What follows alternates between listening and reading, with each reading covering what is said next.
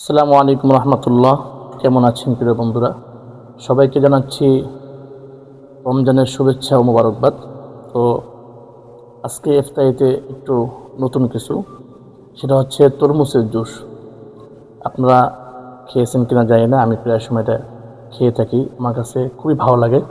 আপনাদেরকে দেখাবো যে আমি কিভাবে তরমুজের জুস তৈরি করি।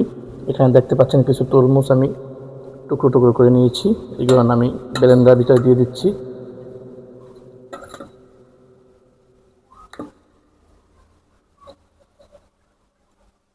একটু ছোটো ছোটো টুকরো হলে ভালো হয়, বড় হলেও সমস্যা না যদি ব্লেন্ডার ওরকমভাবে মজবুত বা ভালো ব্লেন্ডার হয়।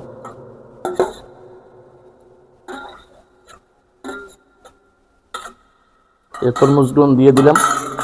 তারপরে আপনি চিনি দিয়ে দিতে পারেন আপনার স্বাদ মতন।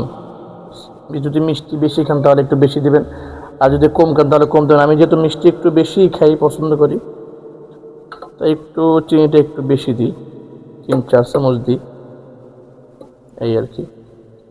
তারপরে যে ফ্লেভারটা একটু সুন্দর হওয়ার জন্য আর মজা হওয়ার জন্য যে কাজটা করবেন সেটা হচ্ছে গুঁড়ো দুধ। ভালো মানের গুঁড়ো দুধ দিতে হবে, নর্মাল কোনো গুঁড়ো দুধ দিলে হবে না, ভালো মানের গুঁড়ো দুধ। একটু বেশি দিলে মজাটা একটু বেশি হয়। আমি একটু বেশি করে দিয়ে দিচ্ছি, 2 চামচ, আর একটু দিয়ে দিচ্ছি, 2.5 চামচ কি 3 চামচের মতন দিয়ে দিলাম। ব্যাস, এবার ব্লেন্ডার করলেই আশা করছি সুন্দর তরমুজের জুস হয়ে যাবে ইনশাল্লাহ।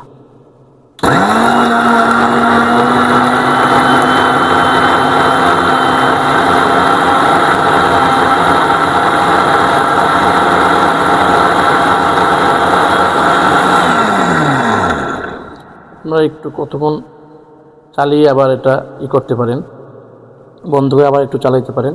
তো এইসব কাজ আসলে মাঝে মাঝে বিভিন্ন আইটেম তৈরি করতে আমার কাছে ভালোই লাগে। নিজে হাতেই তৈরি করি বিভিন্ন জুস, আমের জুস, তারপরে তরমুজের জুস, আনারসের জুস, বেলের জুস, বিভিন্ন ধরনের জুস আমি তৈরি করে খেয়ে থাকি। ভালো লাগে এইসব আইটেমগুলো তৈরি করতে।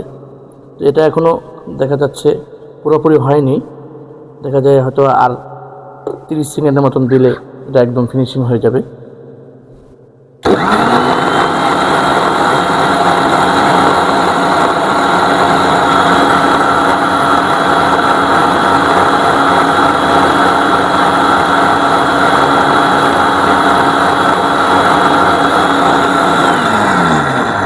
আশা করছি এবার হয়ে গেছে। তো আপনারা চাই